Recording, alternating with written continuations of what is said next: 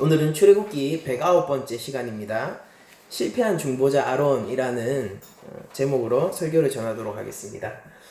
저희가 계속해서 이제 성막을 하나님 앞에서 명령을 받고 내려와서 이제 우상 숭배를 하고 있는 이스라엘 백성들을 만나고 있는데, 모세가 오늘 장면에서는 모세가 아론에게 가서 질문을 합니다.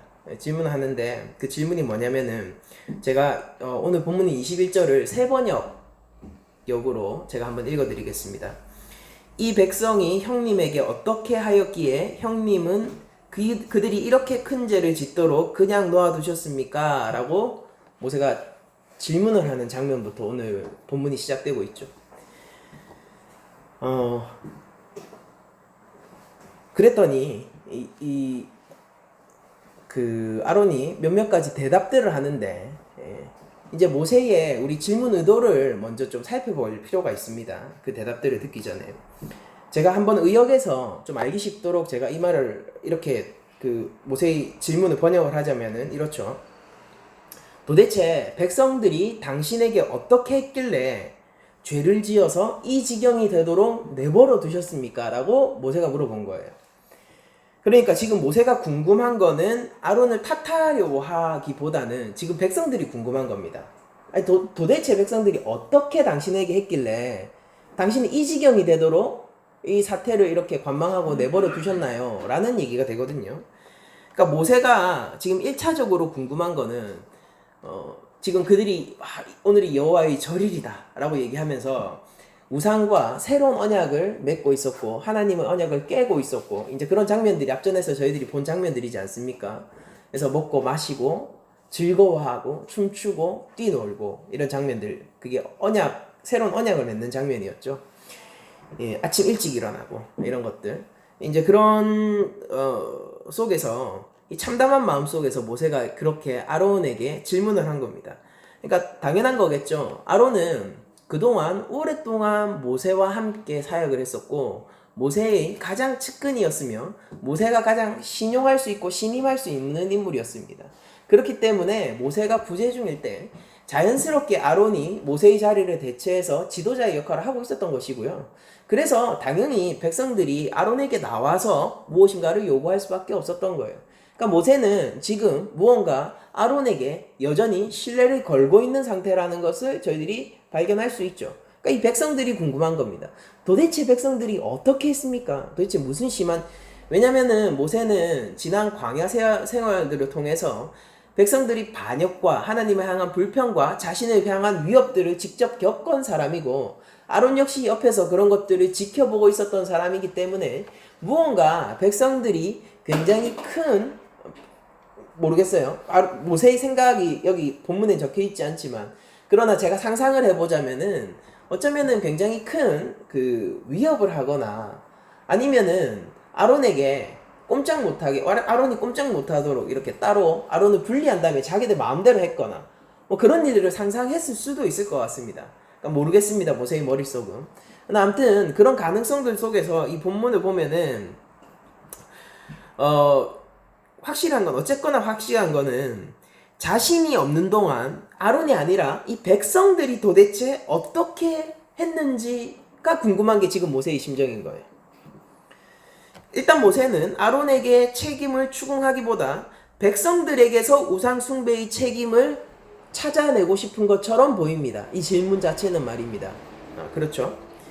그에 대해서 아론이 이와 같이 답합니다. 몇몇 가지 이렇게 답변에 대한 구성 요소들을 저희들이 볼 수가 있을 텐데, 먼저 첫 번째로 아론이 답하는 건 이거죠. 이 백성의 악함을 당신이 아나이다 라고 먼저 대답을 하고 있는데, 이거는 모세요, 당신이 이 백성들이 얼마나 평소에도 죄에 빠져 있는지를 당신이 아시지 않습니까? 라고 하면서 지금 백성들의 그동안의 완악한 상태를 먼저 전제를 깔고 얘기를 하고 있어요. 그러면서 두 번째 대답은 이렇죠. 백성들이 애굽에서 우리를 행방시켜준 여호와 하나님 아닙니다. 분명히 모세라고 얘기해요. 모세의 행방이 묘연하니까 우리를 인도할 신을 만들어 달라고 그들이 요구했습니다 라고 얘기를 하고 있어요. 그러면서 내가 금을 빼서 가져오라고 했고 불에 던졌더니 이 황금 송아지가 나왔습니다. 이렇게 얘기를 하고 있거든요. 그러니까 이 대답을 잘 살펴보면은 모세는 지금 분명히 백성들의 죄를 추궁하고 싶어서 뭔가 질문을 던진 것 같은데 이 대답을 보면요.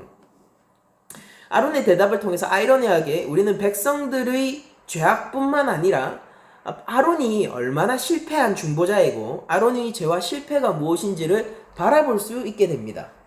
그러니까 모세는 아론을 추궁하고 싶었던 것 같지 않아요. 그러나 아론의 대답은 아론을 추궁할 수밖에 없게 만드는 측면이 결국 생겨버립니다. 그러니까 대답을 잘못한 거예요. 지금 제가 한마디로 얘기하자면 제가 느끼기에 이건 저 개인적인 어떤 의역이고 해석인데 제가 느끼기에 아론은 다음과 같이 변명하고 있는 것처럼 보여집니다.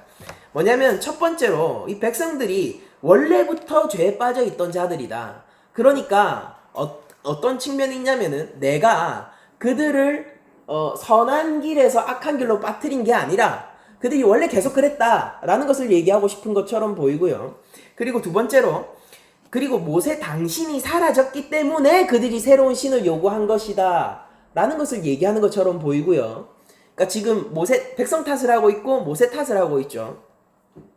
그리고 정작 자기가 조각칼을 가지고 자기 스스로 만들어 새긴 황금 송아지에 대해서는 은연중에 은근슬쩍 넘어가려는 그런 대답을 하고 있어요. 이렇게 얘기하죠. 금을 가져왔어요. 그래서 불에 던졌더니 황금 송아지가 나왔다 이렇게 나옵니다. 그러니까 이거 진짜로 히브리 원문에도 그냥 이렇게 적혀 있는 거예요. 불에 던졌더니 송아지가 나왔다라고 그렇게 적혀 있어요. 원문에서도. 직역을 해도 그겁니다. 그러니까 무슨 얘기냐면은 지금 내가 무언가 의도를 가지고 그 우상을 직접 제작한 것이 아니라 이것이 무슨 마치 우연의 결과물이거나 사고의 결과물처럼 얘기를 하고 있는 거예요. 그러니까 이거는 뭔가 이상한 대답이에요.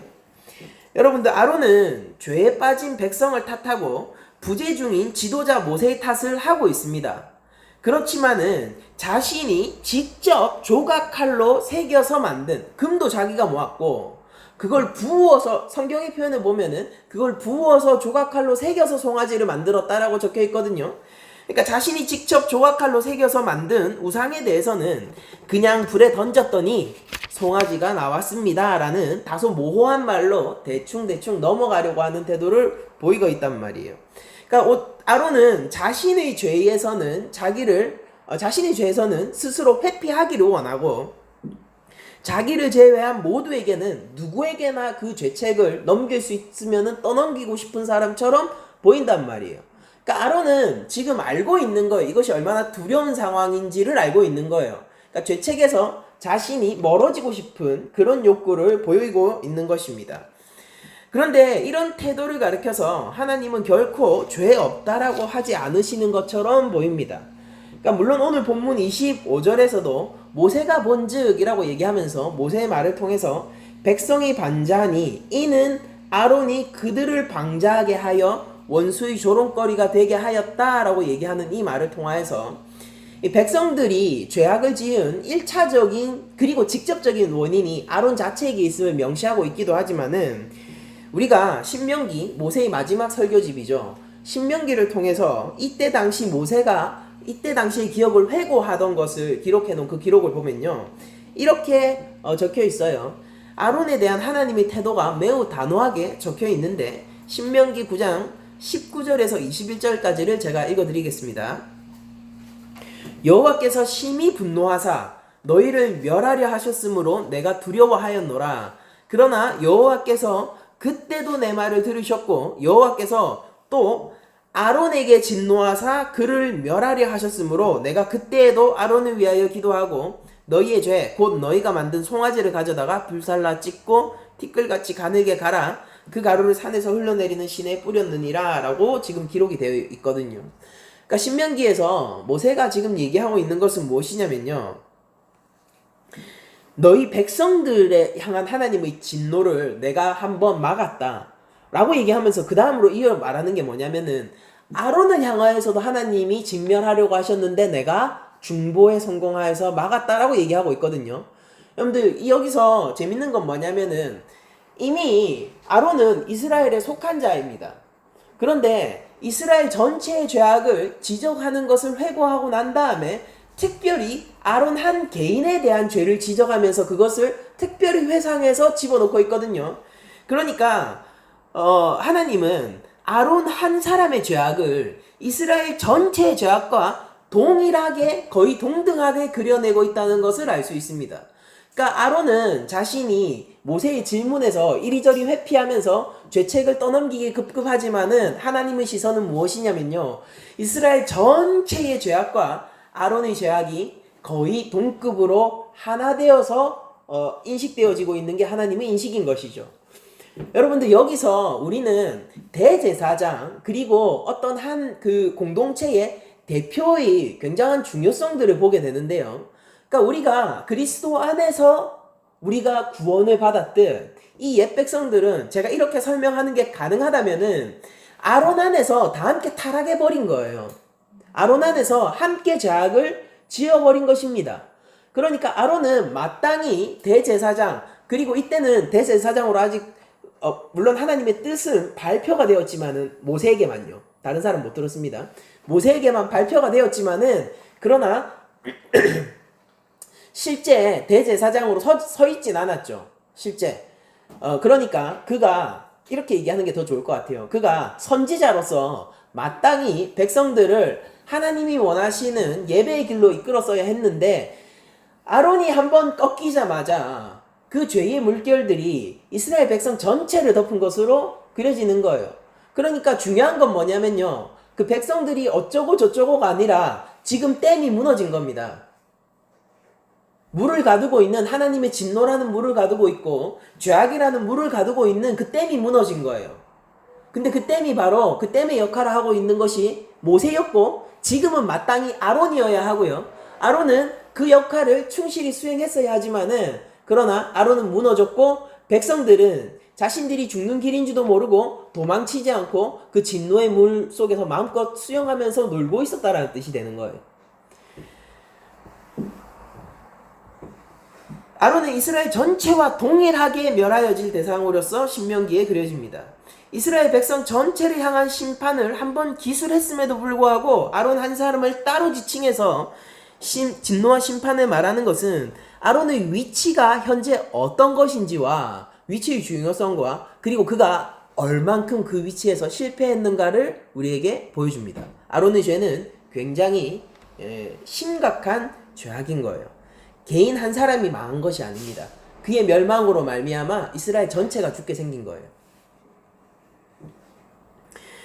만일 우리가 역사의 가정은 없지만 이런 가정을 해봅시다. 만일 아론이 제대로 된 중보자의 위치에서, 그가 지금까지 해왔던 것처럼 제대로 된 선지자의 위치에서 여호와 하나님과 백성을 연결해주는 역할을 끝까지 포기하지 않았다면요, 이스라엘 전체가 우상 숭배에 빠지는 일은 없었을 겁니다.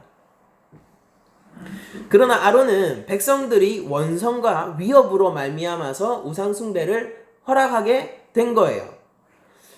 그러니까 이게 우리가 불가항력적인 것이 아니냐, 어쩔 수 없는 것이 아니냐라는 느낌을 가질지도 몰라요.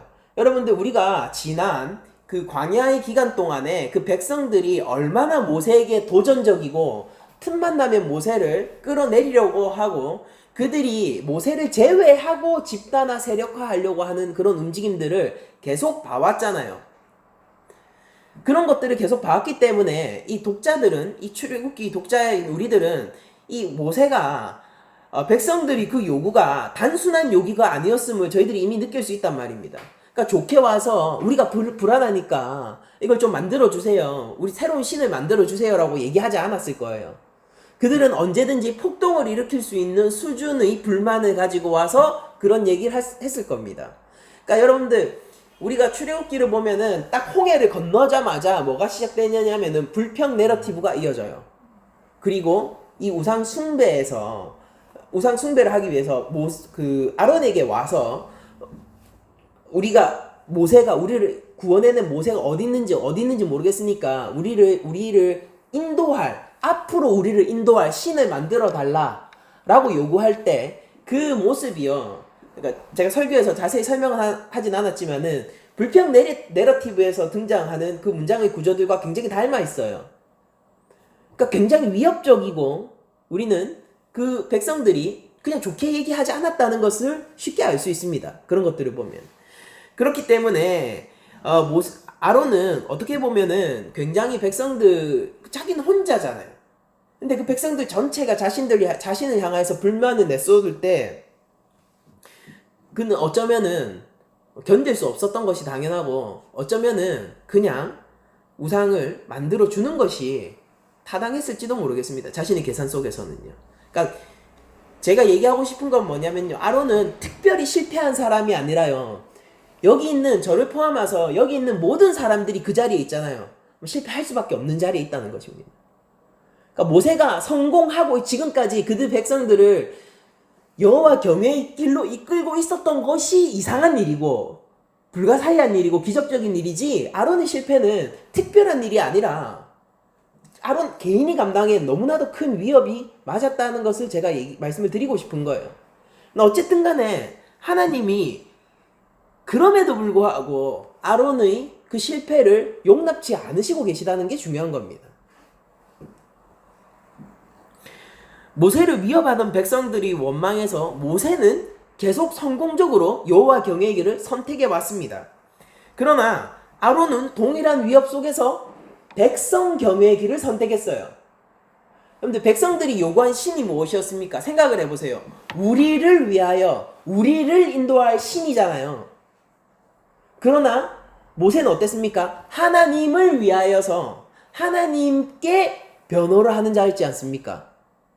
그러니까 이 간극 속에서 아론은 모세 위치에 있지 않고 백성들이 위치에 있는 거예요. 우리를 위하여라고 할 때 아론도 그래 너희를 위하여라고 함께 동조해주고 있는 것이 되는 거예요. 그러니까 아론은 이미 그런 마음 그런 길로 들어섰을 때부터 우상 숭배 우상 만드는 거는 여러분들 그냥 맺는 열매입니다. 그 길 끝에서 당연히 맺는 열매예요. 근데 진짜 중요한 건 뭐냐면은요. 아담과 하와가 선악과를 먹어야겠다라고 생각한 그 시점요. 아론이 내가 이 백성들이 원하는 것을 들어서 그들을 위하여 허락해야겠다라고 마음 먹는 그 시점요. 그 시점에서 이미 필연적으로 실패할 수 없고 이미 하나님 앞에서 굉장한 반역을 일으킨 것이 된단 말이에요. 아론은 일단 하나님보다는 자신의 안위가 더 중요했습니다. 그 정도로 백성들의 요구는 위협적이었어요. 저는 이 모습을 보면서 개인적으로 이 말씀을 묵상하면서 본디오 빌라도가 계속 떠올랐었습니다.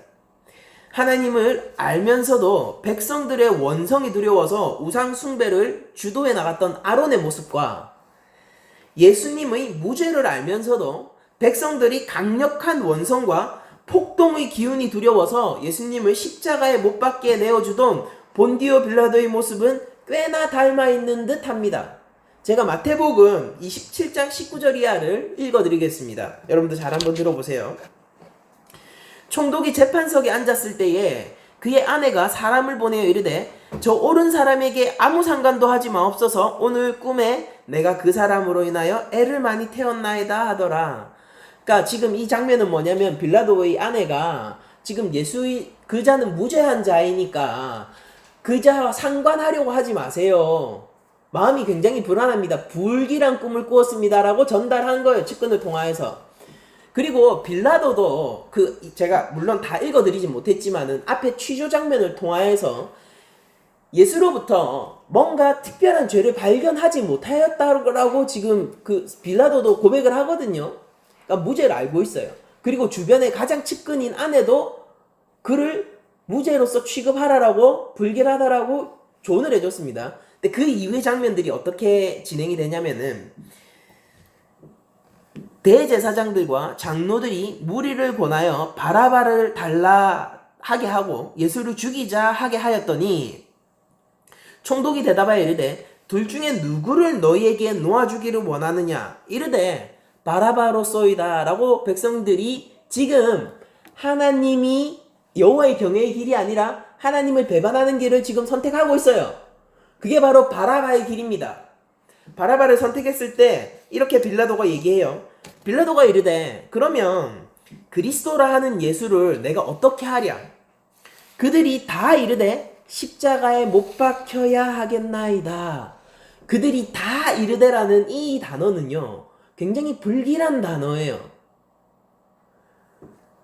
우리가 이렇게 얘기하잖아요. 군중으로부터 소리가 터져나와, 이런 식으로 얘기하면은 그 말 자체가 한국어에서 뭔가 불길한 뉘앙스를 담고 있죠. 그런 것처럼 헬라에서 그들이 다 말하되라고 하면 일제히 원성을 높여서 한 번에 팍 폭발하듯이 얘기를 하고 있는 거예요. 십자가에 못 박혀야 하겠나이다. 그러니까 빌라도가 조금 당황을 한 것 같아요. 빌라도가 이렇게 얘기합니다. 빌라도가 이르되 어찌미냐, 무슨 악한 일을 하였느냐. 그러니까 여기까지도 빌라도는 예수님을 변호하려고 시도를 했어요. 그가 무슨 악한 일을 하였느냐. 그러니까 백성들이 이렇게 얘기합니다. 더욱 소리질러 이르되 십자가에 못 박혀야 하겠나이다 하는지라. 그랬더니 빌라도가 그제서야 자신의 의지를 꺾어버립니다. 빌라도가 아무 성과도 없이 도리어 밀란이 나려는 것을 보고, 어쩌면 아론이 우상을 요구하는 백성들에게서 만났던 그 상황과 동일한 상황을 빌라도가 아마 만난 것 같아요. 밀란이 나려는 것을 보고 물을 가져다가 무리 앞에서 손을 씻으며 이르되 이 사람의 피에 대하여 나는 무죄하니 너희가 당하라.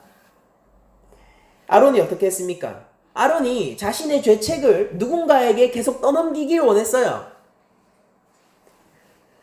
빌라도도 역시 자신의 죄책을 손을 씻으면서 거기 모인 대제사장과 장로들과 군중들에게 떠넘기길 원했습니다.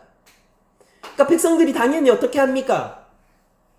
백성이 다 대답하여 이르되 그 피를 우리와 우리 자손에게 돌릴지어다 하거늘 이에 바라바는 그들에게 놓아주게. 이게 여러분들 빌라도 열매예요.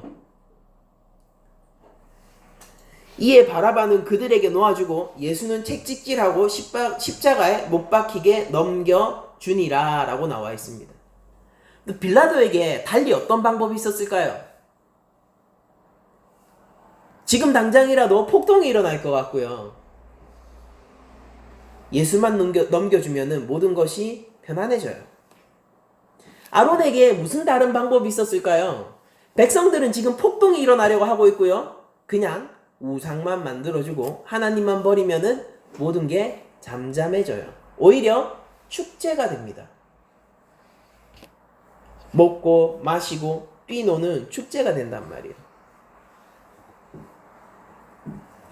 본디오 빌라도는 마치 아론이 자신의 죄를 모세랑 이스라엘에게 떠넘기고 자기가 책임져야 할 일을 은근슬쩍 넘어가려고 했던 것처럼 예수님에 대한 모든 책임을 이스라엘의 제사장들과 백성들에게 떠넘기고 자신은 쓱 빠지길 원해요. 그런데 중요한 건 뭐냐면은 하나님이 공정하시고 정의롭다는 사실이 문제입니다. 모세는 어물쩡 말로 넘길 수 있을지 모르겠어요. 백성들의 동의를 구할 수 있을지도 모르겠습니다. 그 피를, 빌라도요, 그 피를, 그 저주를 나와 우리 자손에게 넘겨라 라고 하면서 그 백성들이 동의를 구할 수 있을지는 모르겠어요. 근데 중요한 건 뭐냐면은 그 죄책에 대해서 하나님의 동의를 구하기는 불가능하다는 사실이 문제인 것이죠.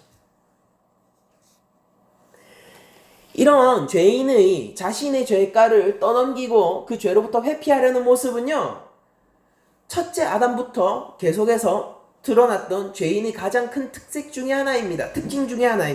창세기 3장 12절에 이렇게 아담이 얘기하죠. 하나님이 주셔서 나와 함께 하신 여자. 하와에 대해서 뭐라고 얘기하고 있습니까? 하나님이 나한테 주셔서 나와 함께 하게 하신 여자. 이 얘기를 하고 있는 아담이 하와를 보면서 내 살 중에 사요, 뼈 중에 뼈라라는 얘기를 했다는 게 여러분들 믿겨지십니까? 아니, 하나님 당신이 무리하게 억지로 정해줘가지고 나랑 함께 해주신 그 여자, 하나님 당신이 주신 그 여자가 그 나무 실과를 내게 줌으로 내가 먹었나이다. 어쩌면은 하와는 그 순간 자신이 아담에게 저지른 끔찍한 일에 대해서 반성하고 아담에게 미안한 감정을 품고 있을지 몰라요. 그러나 중요한 건 뭐냐면은 하나님은 아담한테 미안해하고 계시지 않으세요. 하와를 준 것은 하나님이 주실 수 있는 가장 큰 축복이었어요. 아담이 이렇게 얘기하는 거예요. 자신의 죄책을 누군가에게 떠넘기고 싶은 겁니다. 그래서 주위를 둘러보니 자기가 가장 사랑했었던 하와가 있고 하나님이 준 가장 큰 축복이었었던 하와가 있었던 거예요. 그러니까 넘겨버리죠. 죄인의 가장 큰 특징입니다. 세상에 많은 사람들이 세상을 살아가면서 이렇게 얘기합니다. 나는 문제 없다라고. 나 하나님의 눈을 속일 수 없다는 게 우리의 가장 큰 문제인 거예요. 내가 내 자신을 속일 수 있을 거예요. 나의 은밀한 생각을 누구도 모른다라고 생각할 수 있을 겁니다. 나의 망가진 세계관을 어쩌면은 내가 이 세상을 살아가는데 가장 적합한 세계관이라고 생각하면서 그렇게 자기 자신을 속이면서까지 세상을 살아갈 수 있을지 모르겠습니다. 그러나 우리에게 문제가 있다면은 하나님이 거룩하실 뿐만 아니라 공의로우시고 그분은 모든 것을 감찰하시고 살피시는 하나님이라는 사실이 우리의 가장 큰 문제인 것이죠. 그러므로 우리 성도들은요, 자신의 죄책을 보지 않거나 인정하지 않고 다른 사람에게 돌려버리는 그런 행태를 자제해야 돼요. 그러니까 교회에 이제 저도 오랜 생활 동안 교회 문화 속에서 젖어 있었지 않습니까? 거기서 소그룹 공동체들에게서 제일 많이 나타나는 문제가 뭐냐면요. 이게 그 안에서 자꾸 팀이 갈라지고 파벌이 생기고 4명 모이면은 2명 되고 6명 모이면 3명 되고 5명 모이면은 2대1 되고 많이 겪었는데 물론 그렇지 않은 경우도 굉장히 많아요. 굉장히 많습니다. 성숙한 그리스도인이 많다는 거 인정합니다. 근데 왜 그런 일들이 자꾸 생기죠? 그리고 왜 그런 일들이 생긴 이후에도 고쳐지지 않을까요? 문제가 되는 사람이 있어요. 그러나 그 사람은 자신이 문제가 없다라고 생각합니다. 그리고 그 공동체가 문제가 있다니까요? 나는 괜찮아가 아니라 제가 문제니까. 문제가 있는 사람이 분명히 있어요. 제가 얘기하는 거. 문제가 되는 사람이 있어요. 근데 쟤 때문에라고도 심지어 괜찮다고 생각하는 사람도 쟤 때문에라고 얘기를 한다니까요. 공동체가 자신의 죄를 바라보지 않고 문제가 있는 사람도 자신의 죄를 바라보지 않아요. 다들 한 발 뺍니다. 나는 괜찮다라고 생각해요. 죄책을 넘기고. 그러니까 이게 단편적인 예지만은 전형적인 죄인의 행태인 것이죠. 저도 가정생활하면서 저희 아내와 아민이가 있지만은 저도 가정 안에서 뒤늦게 깨닫고 후회하는 경우가 되게 많아요. 그러니까 나는 괜찮은 것 같은데 그래서 아민이가 잘못했고 우리 아내가 잘못했고 근데 뒤늦게 회개하죠. 내 죄에서 눈을 돌리기 시작하면요, 무수히 많은 핑곗거리와 내 죄를 전가시킬 무수히 많은 대상들이 보이게 됩니다. 그렇게 됐을 때 우리들은 그 유혹을 넘어가기가 쉽지 않아요. 그렇기 때문에 우리는 끊임없이 죄를 미워하고 하나님의 말씀을 따르기 위하여서 복종하는 훈련들을 해야 될 필요성이 있는 것이죠. 먼저는 가정에서부터인 거예요. 거기서부터 내 자신을 연단해 나가는 것이죠.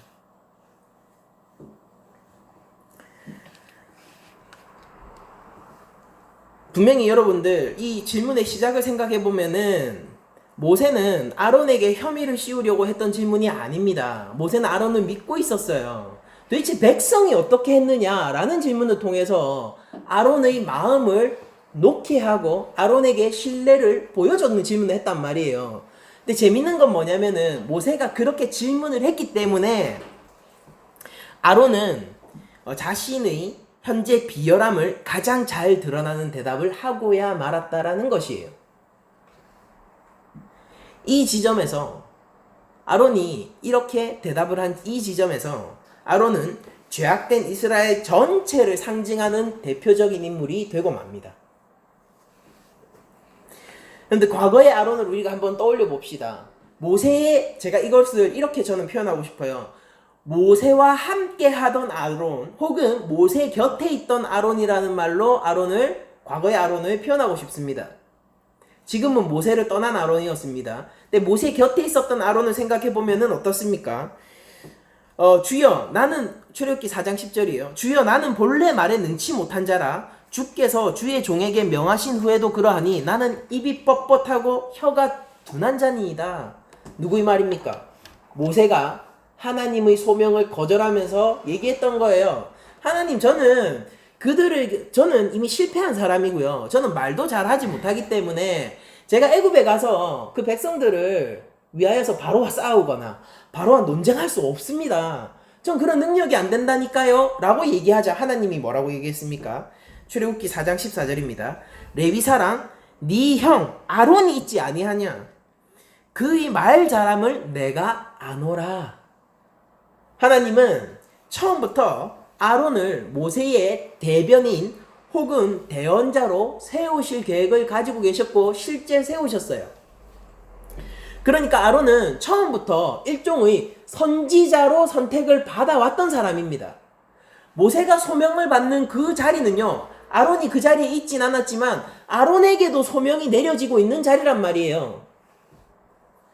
아론은 모세로부터 나오는 하나님의 말씀을 가감없이 있는 그대로 백성들에게, 하나님의 의도 그대로 백성들에게 전달하기 위해서 세움을 받은 자입니다.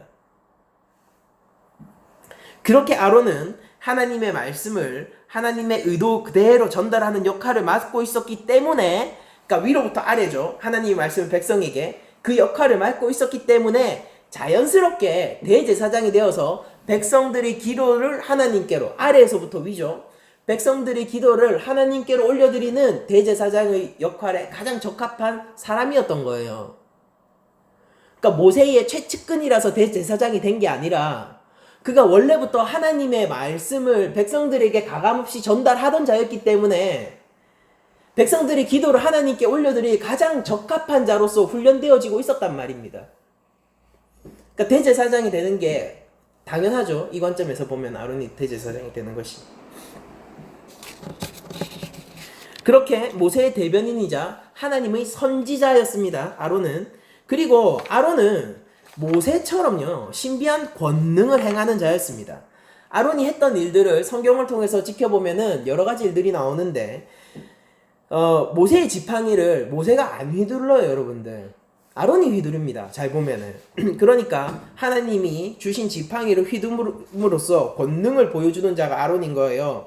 뱀을 만들어서 애굽 술사들이 배를 집어삼킨 일, 나일 강이 피로 물들게 만든 일, 그리고 개구리를 애굽 본토로 불러오는 일, 이런 모든 권능들이 성경을 보면은 아론이 모세의 지팡이를 휘두름으로써 생긴 일이다라고 기록을 하고 있습니다. 여러분들, 이런, 지금까지는 어때요? 참으로 권능을 가진 선지자예요. 근데 모세를 떠난 뒤에 아론은 어떻게 변했을까요? 황금 송아지를 자신의 손으로 직접 조각칼로 새겨서 만드는 자가 됩니다. 그리고 송아지에게 애굽에서 자신들을 구원해준 신이라고 선포해요. 그런데 백성들이 뭐라고 얘기했냐면 이렇게 얘기했어요. 우리를 인도할 신을 만들어 달라고 했어요. 근데 아론이 황금 송아지를 만들고 이게 여호와 하나님이다라고 선포를 했다니까요. 백성들이 요구한 건 그거예요. 근데 한술 더 떠서 왜 그랬을까요? 백성들 마음에 더욱더 맞추어 주려고요. 그들이 원하는 것, 그들의 갈망, 그들의 욕망을 더욱더 들어주려고요. 그리고 자기 마음대로 여호와의 절일, 즉 축제일을 선포합니다. 내일이 여호와의 절일이다. 이게 바로 모세를 보내고 난 뒤에 아론의 모습이에요. 여러분들 어떻습니까? 이것이 같은 사람의 행동이라고 여러분들 믿겨지시나요? 근데 여기서 저희들이 받을 수 있는 교훈들이 몇 가지 있어요. 무엇이냐면은 과거에 그가 아무리 참 선지자의 역할을 했다고 해서 현재도 여전히 참 선지자일 거라는 보증은 없습니다. 과거에 훌륭한 설교를 했던 목사님들이 타락해가는 것을 우리들은 많이 지켜봤어요. 한국에 와서 여러분들 한국에 와서 수많은 선교 활동을 하고 많은 사람들을 회심시킨 그 목사님이 신사참배에 가장 앞장서서 사람들을 독려하던 그 역사를 저희들은 알고 있습니다. 하나님의 말씀으로 사람들을 훈련시켜 나가던 목사님이 교회의 돈을 횡령하여서 문제가 되는 장면들을 저희들이 바라봐요. 과거에 하나님이 신실했던 종이 지금은 그게 무슨 상관이야 라고 열정이 식어서, 하나님을 향한 사랑이 식어서 그냥 마치 직업처럼 목회자의 길을 걷고 있는 장면들을 저희들이 숱하게 많이 보잖아요. 과거에 참 선지자의 역할을 했다는 것이 현재도 그가 참 선지자일 거라는 보장을 주지는 않는 거예요. 왜냐면은 선지자의 참 거짓은 인간에게 있지 않고 하나님의 말씀에 있기 때문입니다. 출애굽 과정 내내 모세의 가장 좋은 동반자이자 하나님의 충직한 종이었던 아론은 지금은 이제 타락한 이스라엘과 정확하게 같은 위치에 있어서 그 타락한 이스라엘의 대제사장이 되어서 그들을 가나안의 이방신에게로 이끌고 있는 거예요. 하나님이 율법을 통하여서 가나안에 들어갔을 때 너희는 과거는 어떻습니까? 너희는 애굽에서 벗어나야 돼. 그리고 미래는 어떻습니까? 너희는 가나안에 물들지 말아야 돼 라는 말씀을 전해주는 그 순간 아론은 뭐가 됐냐면은 우리가 한 발 빼자, 여호와로부터 한 발 빼자, 괜찮아. 그래서 우리가 그 땅에 들어가면은 더 좋은 신 바알이 기다리고 있을 거야. 그게 당연한 수순이겠죠. 그렇게 돼버렸단 말입니다. 아론은 언제나 모세와 함께 지도자의 반열에 있었어요. 항상. 그래서 그는 선지자이자 제사장적인, 그가 실제 제사장으로 임명받기 전에도 그는 지도자이고 선지자이고 제사장적인 위치를 계속해서 놓친 적 없이 보유하고 있었습니다. 그리고 지금 오늘 본문 현재에도 여전히 지도자격 위치를 점하고 있습니다. 그러나 아론은 똑같은 지위와 위치에 있지만은 변했어요. 과거 참 선지자였던 그는 현재 거짓 선지자이자 실패한 중보자, 여호와의 중보자 아니에요. 황금 송아지의 중보자로 기능하고 있는 것입니다. 현재 이스라엘 전체에서 참 선지자로서 여전히 기능하고 있는 사람은요, 딱 한 사람밖에 없어요. 모세가 유일해 보입니다. 여러분들 가령 여호수아와 같은 경우는 여러분들이 여호수아를 이렇게 생각하실 수도 있을 텐데, 여호수아 같은 경우는 아직까지 한 번도 선지자로서 기능한 적이 없습니다. 기능한 적이 없고 현재까지는, 오늘 본문 상태까지는 죄를 저지른 백성과 직접적인 상관이 없죠. 왜냐하면 산 중턱에 있었으니까. 그렇지만은 그렇다고 해서 하나님하고 직접적인 관계도 있지 않아요. 그는 꼭대기에 있지 않았어요. 하나님으로부터 말씀을 듣지 않았어요. 그는 산 중턱에 있었어요. 그게 여호수아의 위치입니다. 그래서 참 선지자는 거의 모세가 유일해 보이는 거예요. 지금 여기서. 그러면은 왜 그런 변절이 일어나느냐에 대한 교훈도 저희들이 본문을 통해서 받을 수 있는데, 변절은요, 하나님의 말씀보다 사람들의 시선과 요구에 더욱 큰 무게점을 둘 때 시작되기 시작하는 것입니다. 여러분들 세상을 보지 말고 하나님을 바라봅시다. 세상을 보지 말고 주님을 바라봅시다 라는 말은 교회 안에서 멀리 퍼져 있는 내용이에요. 그런데 이게 우상 숭배와 관련이 돼 있다라는 것은 많은 사람들이 인지하고 있지 못한 것입니다. 생활 윤리가 아니라요. 이것은 생활 윤리가 아니라 내 삶에 죽고 사는 길을 결정하는 궁극적인 태도란 말이에요. 구약은 끊임없이 우리한테 얘기합니다. 여호와 경외, 여호와 경외, 여호와 경외의 길을 가라라고 말이에요.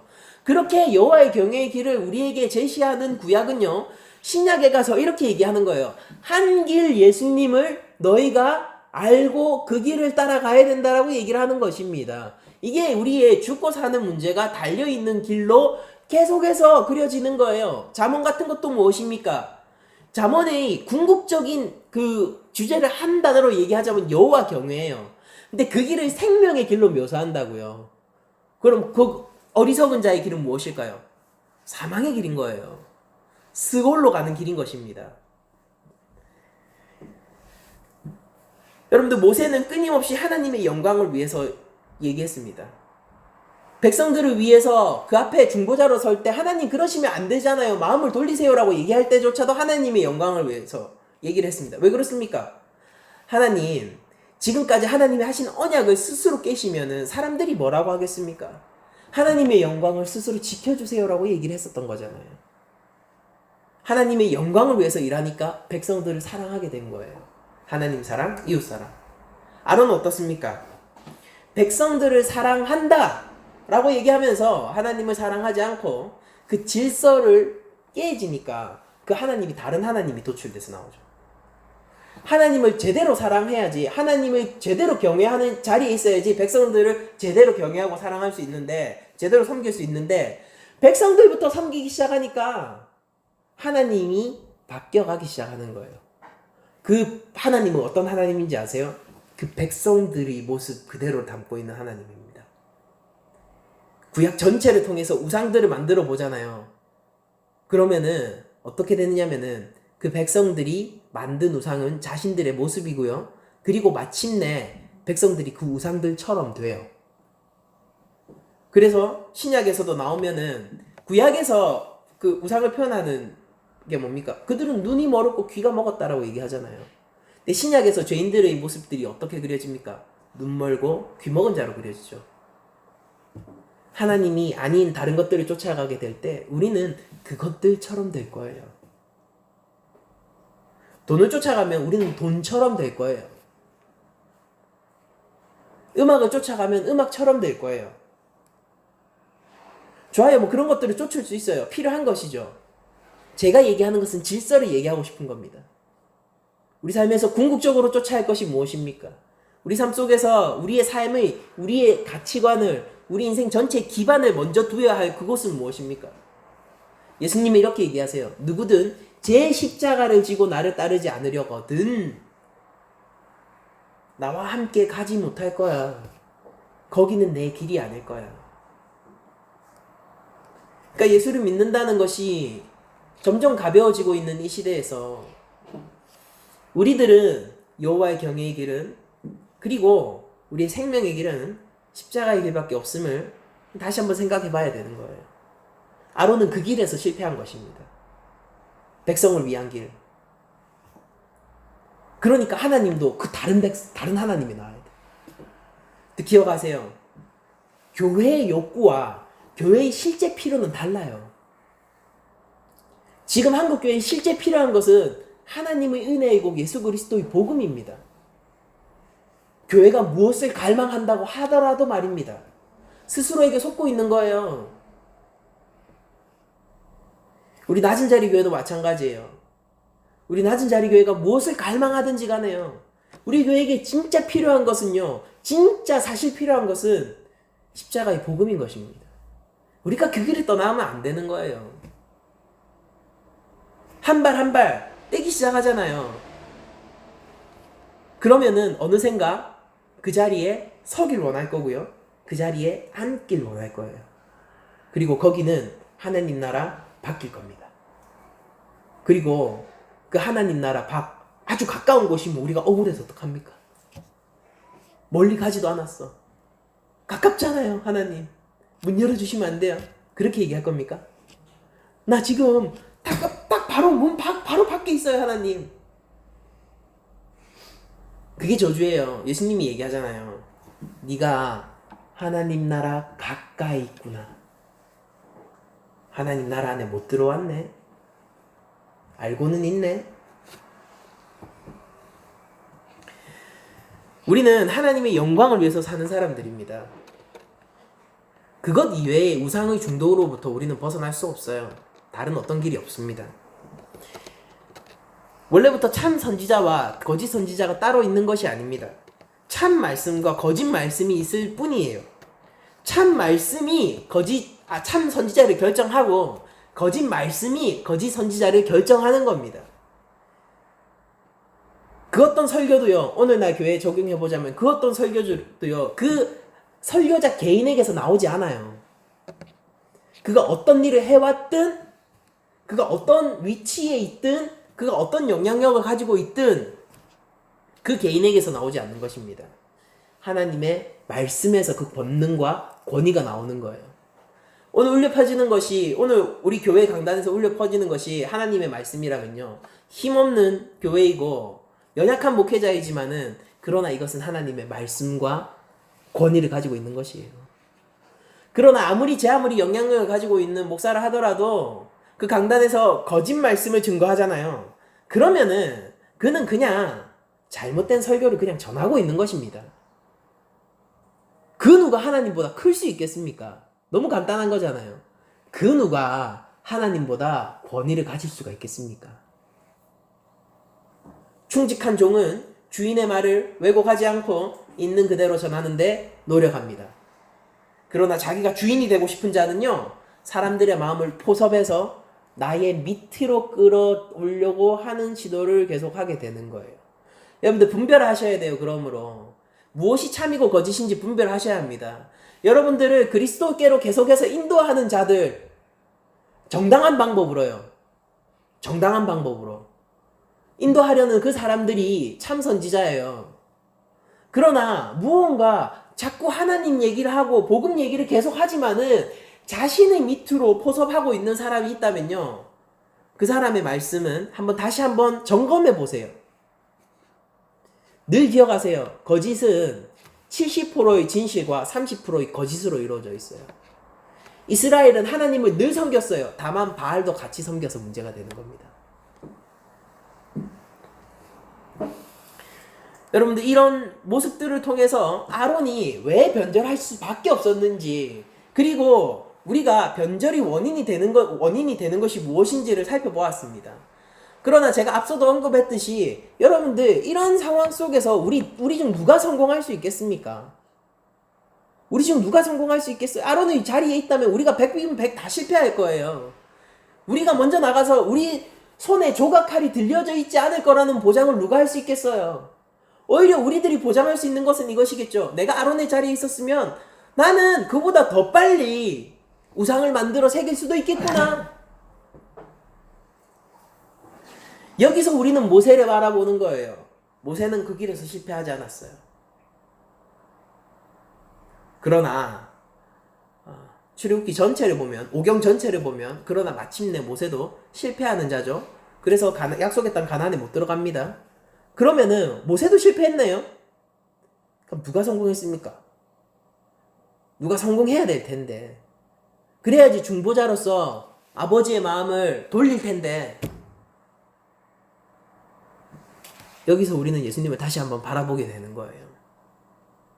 실패한 중보자 아론, 거짓 선지자 아론은요, 예수님 안에서 회복되는 겁니다. 실패한 백성들이 예수님 안에서 그러하듯 말입니다. 죄악된 우리 교회가 예수님 안에서 그러하듯 말이에요. 수많은 선지자들이 있었고, 수많은 사사들이 있었고, 수많은 왕이 있었어요. 모두 실패했죠. 성경은 인간들이 실패의 역사라고 해도 과언이 아닙니다. 소소한 성공들 가운데서 결정적인 실수를 항상 남겨놓죠. 여러분들, 그럼에도 불구하고 저희들이 희망을 가질 수 있는 것은, 실패하지 않는 유일한 중보자 예수님을 바라볼 때 우리들은 희망이 생기는 것입니다. 우리의 대제사장이자 하나님의 말씀과 뜻을 백성에게 전달하는 데 실패하지 않는 참 선지자 예수님을 바라볼 때 우리들은 희망과 하나님의 은혜를 우리에게로 다시 가져올 수 있는 능력이 생기는 것입니다. 신명기 18장 15절은 이렇게 얘기합니다. 내 하나님 여호와께서 너희 가운데 내 형제 중에서 너를 위하여 나와 같은 선지자 하나를 일으키리니, 모세가 이렇게 얘기해요. 너희 가운데서 나와 같은 선지자 하나를 일으키리니 너희는 그의 말을 들을지니라 라고 얘기를 합니다. 사도행전에선 이 말을 이렇게 해석하고 있어요. 사도행전 3장 20절에서 24절입니다. 또 주께서 너희를 위하여 예정하신 그리스도 곧 예수를 보내시리니 하나님이 영원 전부터 거룩한 선지자들의 입을 통하여서 말씀하신 바 만물을 회복하실 때까지는 하늘이 마땅히 그를 받아두리라. 모세가 말하되 모세가 이렇게 얘기했어요. 모세가 말하되 주 하나님이 너희를 위하여 너희 형제 가운데서 나 같은 선지자 하나를 세울 것이니 너희가 무엇이든지 그의 모든 말을 들을 것이라. 누구든지 그 선지자의 말을 듣지 아니하는 자는 백성 중에서 멸망을 받으리라 하였고, 또한 사무엘 때부터 이어 말한 모든 선지자들로 이를 가리켜 말하였느니라 라고 얘기하면서, 신명기 때 모세가 나와 같은 선지자라고 염두에 둔 그분이 예수님임을 사도행전에서 그렇게 해석을 해내고 있습니다. 요한복음을 보면은요, 요한이 이렇게 예수님을 향하여서 고백을 하고 있어요. 이는 참으로 세상에 오실 그 선지자라 하더라 라고 요한이 고백을 하고 있어요. 예수님은 하나님의 말씀을 가감없이 전달하고, 죽음 앞에서도 백성들의 그 우렁찬 함성 앞에서도, 그 폭동 앞에서도 그 길을 한 번도 꺾이신 적이 없는 분이에요. 빌라도의 심판대 앞에서 단 한 번도 자기를 위하여 변호하지 않았고요. 그 빌라도가 그게 신기했던 거잖아요. 말을 안 하니까, 이제 곧 죽을지도 모르는데 아무런 말을 안 하니까 도살장에 이끌려가는 신음 한 번 내지 않는 어린 양처럼 말입니다. 그게 신기했던 거예요. 근데 예수님은 그 모든 핍박과 그 어떤 폭동의 위협 앞에서도 자신의 길을 한 번도 저버린 적이 없으세요. 예수님이 이렇게 얘기하십니다. 요한복음 8장 26절. 나를 보내신 이가 참되심에 내가 그에게 들은 그것을 세상에 말하노라. 나를 본 자가 아버지를 보았다. 여러분들, 예수님의 말씀을 그 명령을 순행하는 것이 우리가 하나님의 명령을 순행하는 것입니다. 요한복음 12장 49절 50절은 이렇게 또 얘기하고 있습니다. 내가 내 자의로 말하는 것이 아니요 나를 보내신 아버지께서 내가 말할 것과 이를 것을 친히 명령하여 주셨으니 나는 그의 명령이 영생인 줄 아노라. 그러므로 내가 이르는 것은 내 아버지께서 내게 말씀하신 그대로니라 라고 예수님이 다시 한번 자신은 하나님께 온전히 순종하며 하나님의 그 말씀을 그저 가감없이 그대로 전달하는 것이다 라는 것을 다시 한번 보여주세요. 그러니까 참 선지자이신 것이죠. 여러분들, 우리는 그럼으로써요, 이 예배의 문제에 있어서 하나님 말씀을 듣고, 여러분들 잘 생각해 보세요. 하나님 말씀을 듣고 그 말씀 안에서 하나님의 언약을 갱신해 나가는 것이 예배입니다. 우리 예배 얼마나 오랫동안 저희들이 사토하면서 저희들이 알아봤습니까? 컨셉 예배도 해가면서 막 특강 계속 해나가면서 다 아시잖아요. 하나님의 말씀이 예배의 핵심이고 언약의 갱신이지 않습니까? 그런데 우리는 이 예수님의 말씀에 빗대어서 거짓 예배로 우리를 인도하는 지도자들을 분별할 수 있어야 되고, 스스로도 거짓 예배를 하지 않도록 하나님의 말씀에 순종하는 자가 되어야 됩니다. 이것을 위하여서 우리는 하나님의 말씀을 늘 인식하고 하나님의 말씀에 비추어서 모든 상황들을 판단하고 분별할 수 있는 자생하는 능력들이 길러져야 되는 것입니다. 여러분들, 우리는 말씀을 통해서 지도자를 점검합니다. 또한 말씀을 통해서 우리 스스로를 점검합니다. 말씀을 통하여서 세상을 바라봅니다. 이게 바로 성도의 눈이고 하나님 자녀의 눈이고 예수님이 그러하셨어요. 예수님의 제자라는 것이 무엇입니까? 예수님이 갔던 그 길을 걷는 자가 예수님의 제자인 거예요. 예수님이 자기 스스로 권능을 가지고 계셨지만은 권능을 포기하셨잖아요. 하늘 영광을 버리고 오셨다면서요. 무슨 힘으로 그렇게 했을까요? 하나님 말씀에 순종하는 힘으로 공생의 사역을 하셨던 겁니다. 성령의 힘으로 살아가셨던 거예요. 우리 역시 그러해야 할 것입니다. 아론은 모세의 곁에서 그 자리를 지킬 때 아름다운 선지자로 기능할 수 있었습니다. 아론이 모세의 곁을 떠나자마자 그는 즉시, 많이 걸리지도 않았어요. 단 6주 걸렸습니다. 6주. 즉시 거짓 선지자로 전락할 수밖에 없었습니다. 우리들도 교회라면요, 성도라면 예수님 곁에 자리를 잡고 그 자리를 지킬 때야만 아름다운 성도로 살아낼 수 있게 되는 거예요. 근데 예수님이 우리에게 원하는 것이 무엇인지를 우리가 생각해 봐야 되는 거예요. 예수님의 명령이 무엇인지 우리는 알아야 하는 것입니다. 성경이 이 세상의 모든 것을 판별하진 않아요. 근데 이거 아셔야 돼요. 성경이 과학을 판별하지 않아요. 성경이 미술을 판별하지 않아요. 맞잖아요. 성경이 문학을 판별하지 않습니다. 성경은 그것을 위해서 주어진 책이 아니기 때문입니다. 그러나 여러분들 생명을 찾고 싶다면은요, 하나님을 여러분들이 보시고 싶다면은 이 땅 가운데서 인간의 참된 목적을 여러분들 알고 싶으시다면요, 예수님이 우리에게 명령하신 그 명령을 잘 생각하고 상고해봐야 돼요. 성도는 아론처럼 이미 실패한 혹은 반드시 실패할 수밖에 없는 그런 자들일 겁니다. 그러나 아론이 자신의 죄책을 모세에게 떠넘길 때 실패하고 자신의 죄를 백성에게 떠넘길 때는 실패했지만은 우리 교회가 우리의 죄를 세상에서 떠넘기는 데 실패하고 우리 스스로 죄에서 회피하려고 하는 시도에는 실패했지만은 그러나 그 죄책과 하나님께 받아야 할 진노를 예수님은 자진하여 대신 받으셨습니다. 그러니까 여기서 모세와 예수님의 차이점이 또한 부각되는 것이기도 한데, 아론은 실패했어요. 그가 왜 근데 나중에 대제사장으로 회복받고 있을까요? 모세의 중보 때문이에요. 교회는 실패했어요. 근데 왜 우리가 하나님의 거룩한 제사장이자 거룩한 주의 전이라고 불리고 있을까요? 다 알고 있잖아요, 우리 실패한 거. 예수님이 우리를 위하여 중보하셨기 때문입니다. 아론이 구원받았던 그 그림은 오늘날 교회에게도 동일하게 작용하며, 아론은 모세 안에서 구원을 받았지만은요, 모세는 예수님 안에서 구원받았고 아론도 예수님 안에서 구원을 받았습니다. 우리가 영원이라는 개념을 언제나 생각하자고요. 신성은 시간 가운데 묶여있지 않아요. 근데 한 주간 살아가실 때 저는 이렇게 여러분들에게 제안 드리고 싶습니다.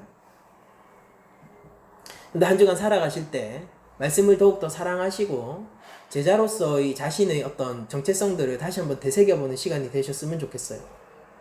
그러니까 아론이 실패를 보면서 정말 저거 이렇게 손가락질하는 게 아니라 내가 저 자리에 있으면은 더욱더 빠르게 멸망의 길로 갈 텐데, 더욱더 빠르게 실패할 텐데, 그럼 나는 어떻게 해야 되지? 라는 것을 생각해 보셨으면 좋겠어요. 그럼에도 불구하고 우리가 이미 실패했음에도 불구하고 어떻게 하나님이 원하시는 기뻐하시는 길을 걸을 수가 있지를 생각해 보셨으면 좋겠어요. 다시 한번 말씀드립니다. 여러분들 한 주간 십자가의 은혜에 푹 젖어 지내셨으면 좋겠습니다. 세상을 이기시고 승리하신 예수님을 여러분들이 한 주간 마음껏 맛보셨으면 좋겠어요. 그러니까 여러분들 우리들은 괜찮지 않아요. 다 알고 있잖아요. 우리는 괜찮지 않아요. 그러나 주님 안에서는 괜찮습니다. 근데 우린 연약해요. 힘이 없어요. 다 인정하는 바 아닙니까? 우리는 실패합니다. 그러나 주님이 세상을 이기셨고 죽음에서 사흘 만에 부활하셨습니다. 우리가 이 사건에 대해서 할렐루야 할 수 있고 우리의 삶에 흔들리지 않는 반성으로 삼을 수 있다면요, 우리가 한 주간 살아가면서도 하나님의 말씀에 순종하여 내가 선자리에서 제사장으로, 내가 선자리에서 거룩한 성전으로 살아갈 수 있고 넉넉히 이길 일을 성령님께서 주실 것이라 믿어 의심치 않습니다. 한 주간 여러분들이 더욱더 주님께 가까워지기를 축원드리면서 성령을 의지하여서 이 땅 가운데 하나님의 자녀로 당당하게 서시기를 또한 축원드리면서 모든 말씀을 마치도록 하겠습니다.